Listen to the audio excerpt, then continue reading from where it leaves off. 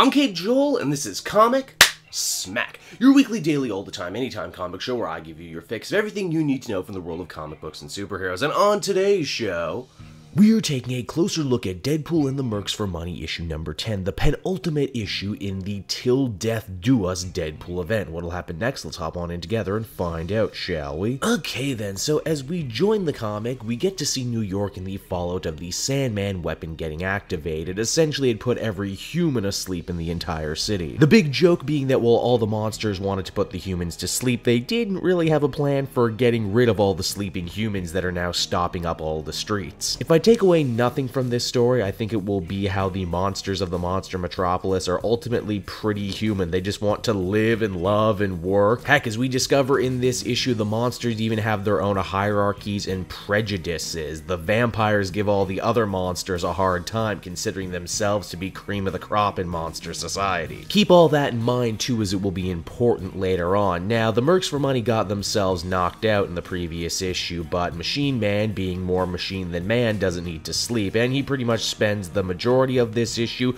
dragging around the rest of his team trying to destroy the Sandman device. Ultimately though, the Mercs for Money play a very tiny supporting role in this issue, so if you picked up this comic because you're a fan of the Mercs for Money, I hope you don't leave disappointed. Because of course, the real focus in this Deadpool event is on Deadpool himself. He and Spider-Man return to New York City, and with the help of the heir to the Helsing family, are able to cancel out the Sandman signal. They fight their way up and down New York City, gaining small victories where they can, but the tide of the battle doesn't really get turned until Dracula takes the field. The good guys managed to work out a deal with Dracula in the previous issue, and as such, Dracula uses his clout as king of the vampires to turn the vampires against Shiklah and the rest of her monsters. Which, hey, as I stated previously, vampires are giant dicks anyway in monster society, so they're more than happy to join Dracula over Shiklah. You know, I wonder how Blade feels about Deadpool and Spider-Man joining forces with Dracula. Wasn't Blade in this story in the beginning? Where did he go? With the help of the vampire army, Deadpool and Spider-Man actually begin to be able to knock the monster army back to the metropolis underground. That is, of course, until Shiklah takes the field in her 100% final form. It's here Deadpool remembers how Dracula originally wanted to marry Shiklah in the first place, and that is what ended up leading to their first meeting back in the digital series. And wouldn't you know it, Dracula seems to remember these events too. Shiklah the Monster Queen turned him down the last time, but now he has quite the advantage over her, doesn't he? It's with that these two decide to become an evil power couple, and the tide of battle once again turns against our heroes Deadpool and Spider-Man going into the final issue. Deadpool and the Mercs for Money issue number 10 was a decent enough penultimate issue to this event, even if I did feel the titular characters were very much pushed to the background in this one. Beyond that, there are some funny jokes and references to be had. The writer of this book definitely gets Spider-Man and Deadpool's banter to a T, and then you throw in Dracula, and you know, it's just a whole thing. It's funny. Beyond that, there's really not much to say about this issue. It was definitely more of an action-oriented one. I will admit I am excited to see what Duggan actually does with Shiklah and the Monster Metropolis. Will he kill her? Will Deadpool be the one to do it? Will he feel bad about the outcome? Overall, I'd give this one a 7 out of 10. So there you go, everybody. That's another Deadpool book on the books. I hope you enjoyed it, and as always, if you like my work, you can check out some of these other videos I have available on the channel. Furthermore, if you want to keep up to date on the Till Death Do Us event and any other Deadpool story, I made a nice handy-dandy little playlist right here just for you. Feeling in a charitable mood? Well, might I recommend heading on down to the description of this very video and becoming a patron.